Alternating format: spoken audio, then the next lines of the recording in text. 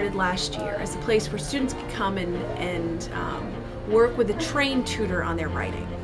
The tutors were trained to help with all different types of the writing process, from brainstorming to drafting to revising.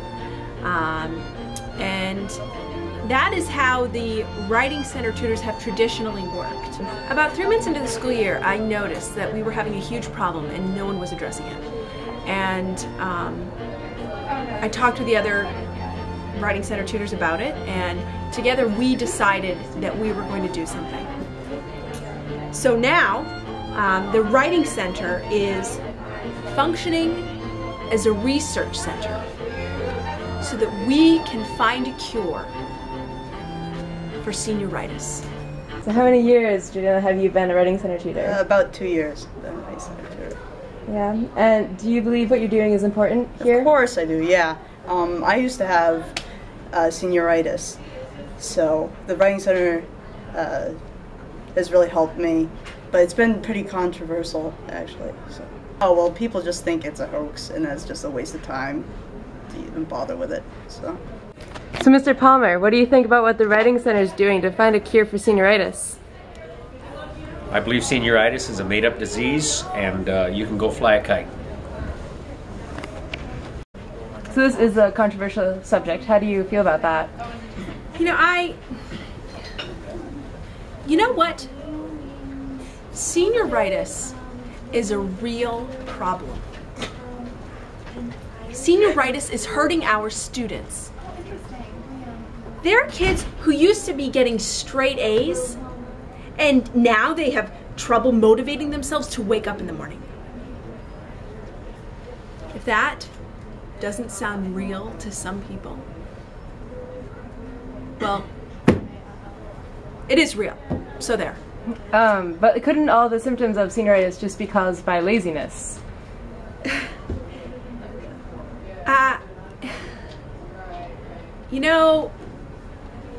It's no, they couldn't. They couldn't.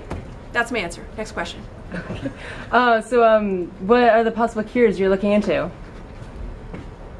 Well, for a while, we were just talking kids through the stuff they had to do, making lists, that sort of thing. Okay, so what have you done in your English essay? I don't want to do this. Okay, what about math? I don't want to. Capstone, what about your capstone? Let's talk about your capstone.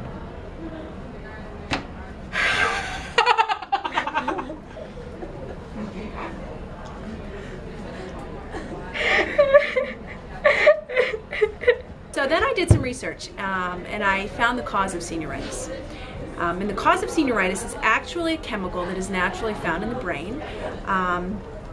But when there is a combination of high stress and a lack of sleep, the production of this chemical gets out of control. And when this chemical production is out of control, it starts to attack the urgency lobe of the brain. The urgency lobe has an important job. It controls our impulses with respect to things like homework and breathing. And as the urgency lobe gets eaten away by the overproduction of this chemical, those things stop getting done. And when those things stop getting done, the stress level increases, and the danger to the urgency lobe, the destruction to it, increases dramatically. It gets out of control very quickly, and I have seen some cases in students where it has been so bad that they stop bathing. But anyway, once I understood this, I realized the urgency, and I started having the tutors use shock therapy on our students. I mean, I did half of it. That's good, right? Like, 50 is better than a 0, so I'm done. Yeah, I'm totally done. I'm done. No, Audrey, do your work. No, I finished. Do your work. I'm done. I don't have to do your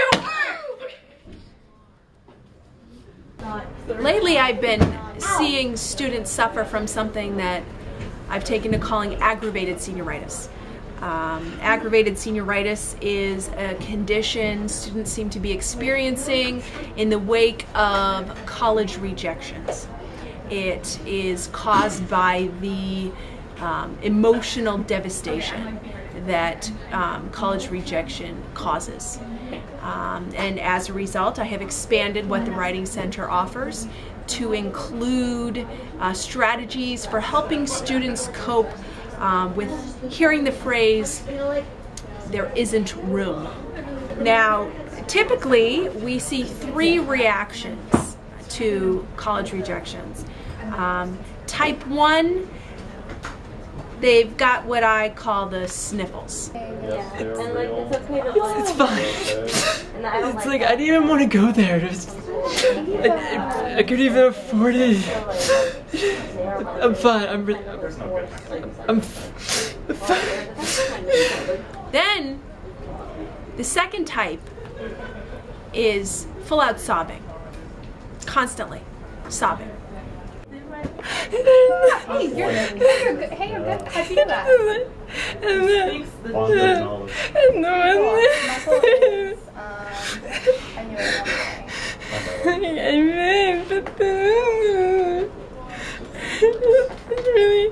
It's really hard.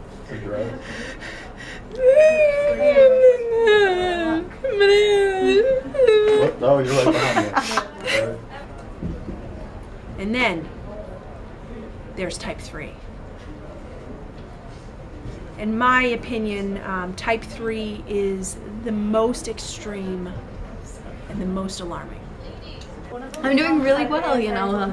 It's almost the end of senior year, which is really great. I got a lot of cool things going on. You know, capstone's really exciting. I don't understand. She seems totally normal.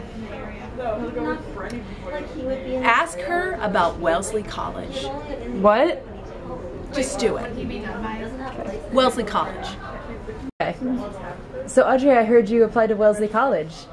Wellesley College? Did you say Wellesley College? I did. Is that false information? Let me just tell you about Wellesley College. Wellesley College is full of women who hate people who try to do good things, and they hate all of the things you love, and they want you to fail in life all the time, and I just can't even handle this.